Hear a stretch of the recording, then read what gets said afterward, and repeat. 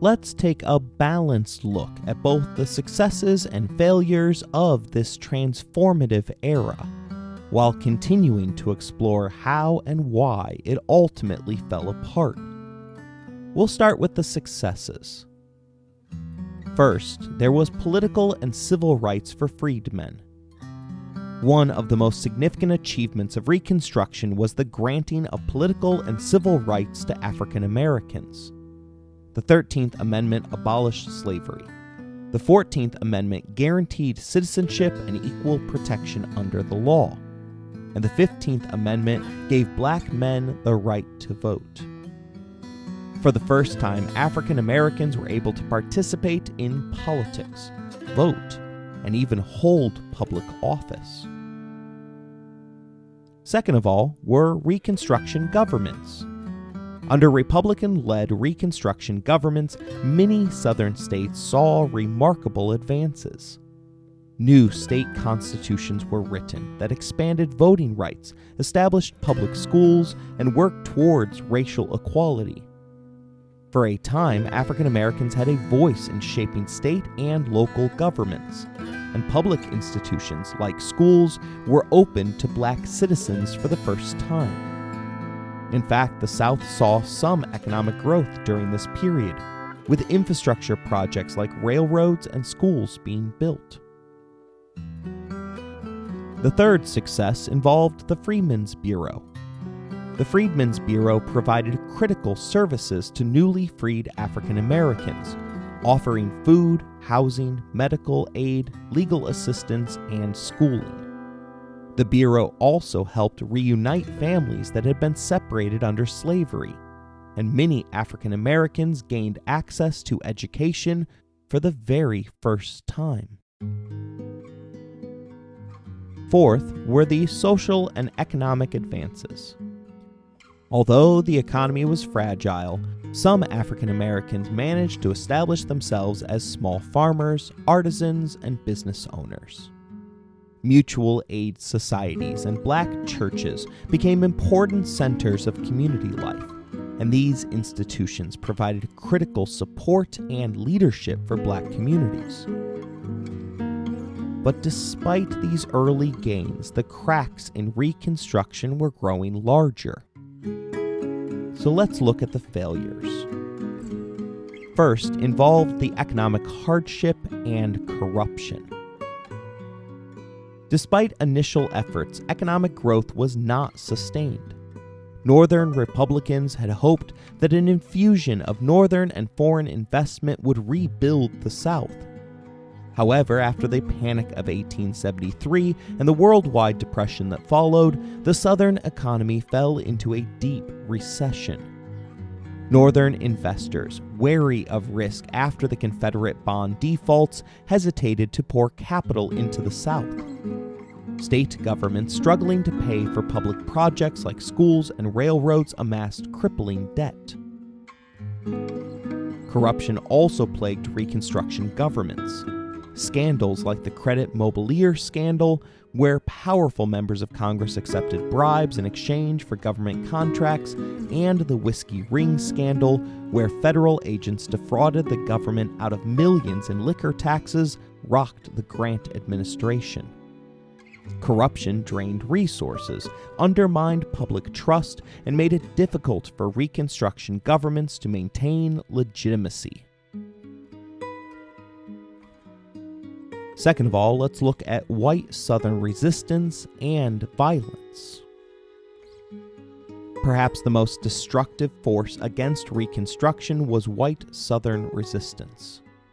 White Southerners, especially ex-Confederates, viewed Reconstruction governments as illegitimate and corrupt. While they used democratic methods when possible, such as restoring ex-Confederates' voting rights, they often resorted to violence. Paramilitary groups, such as the Ku Klux Klan, the White League, and the Knights of the White Camellia, terrorized black citizens and Republican politicians. Black political leaders were often beaten, lynched, or murdered, and many Republicans were forced to flee for their lives. In towns across the South, these groups worked alongside the Democratic Party to overthrow Reconstruction governments.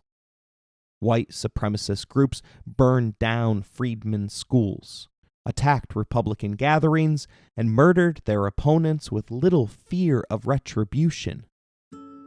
Southern Democrats called this violent process redemption, framing it as the restoration of white rule. Nathan Bedford Forrest, the infamous former Confederate general and slave trader, became the first Grand Wizard of the Klan in 1866. Under his leadership, the Klan proliferated and carried out campaigns of terror across the South. Although federal forces temporarily suppressed the Klan with enforcement acts passed in 1870, Southern Democrats eventually regained control of many states through a combination of violence and political manipulation. The third failure involved the federal response and lack of Northern willpower. Initially, the federal government responded to the violence with force. The enforcement laws authorized federal prosecutions and military intervention, and in some cases, martial law was declared. In South Carolina, for instance, federal troops arrested over 2,000 Klan members, driving them out of several counties. But prosecuting Klan members proved difficult. White juries refused to convict them, and federal support for these efforts waned after 1872. By the mid-1870s, Northerners had grown weary of the cost and violence associated with Reconstruction. The Democrats' sweeping victory in the 1874 midterm elections, where they took control of the House, was a major turning point. Republicans had lost nearly half their seats, and the public had grown tired of the scandals, economic hardship, and the South's persistent violence. Northern resolve to enforce Reconstruction was quickly collapsing. In 1875, Mississippi Democrats unleashed a wave of terror, and the state's elections were marked with violence, forcing many Republicans out of office. The same happened in other southern states, and by 1876, only Louisiana, South Carolina, and Florida still had Republican governments. All the rest had redeemed themselves and returned to Democratic control. The fourth failure of Reconstruction involved legal setbacks and Supreme Court rulings. The Supreme Court also dealt severe blows to Reconstruction, with rulings that undermined the 14th Amendment.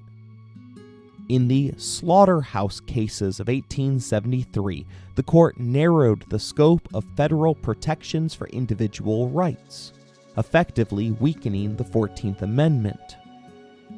Worse still was United States v. Cruikshank in 1876, where the court ruled that the 14th Amendment only protected citizens from state actions, not from actions by private individuals. This decision severely limited federal enforcement of civil rights, allowing white supremacist violence to go unpunished. Fifth was the Compromise of 1877 and the end of Reconstruction. The final nail in the coffin came with the disputed election of 1876. The Republican candidate Rutherford B. Hayes and the Democrat Samuel Tilden faced off in one of the most contentious elections in U.S. history. Tilden won the popular vote and was leading in the Electoral College, but 20 electoral votes from 3 southern states, Louisiana, South Carolina, and Florida, were contested. After weeks of political deadlock, an electoral commission awarded all 20 votes to Hayes, giving him the presidency by a single vote. In exchange for the Democrats' acceptance of the results, Hayes promised to withdraw the remaining federal troops from the South, effectively ending Reconstruction. With this compromise of 1877, the last Republican-led governments in the South collapsed, and Reconstruction came to an official end.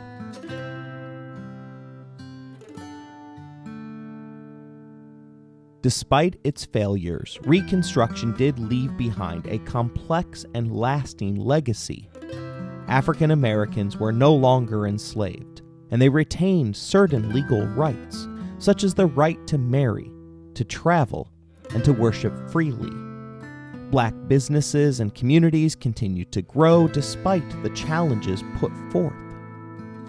But most freed people remained trapped in poverty, and the political rights that they had gained were rapidly eroding by the late 1870s.